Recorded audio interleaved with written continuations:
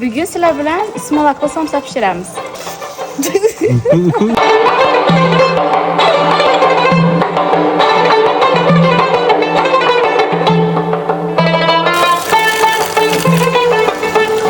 Her yiğitin aslın bileydiyseniz, her yiğitin aslın bileydiyseniz, merakede oturup duruşun gülün, merakede oturup duruşun gülün.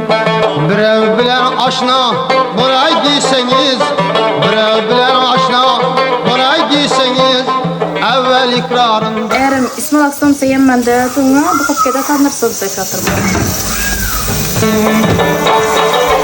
Yük somsamızdan piştiğini. İşlerini açık kesetememiz.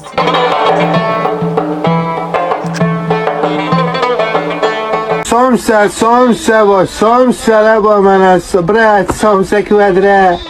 Namna qara. Bo'ldi qiling opa. Bu qolasiz opajon.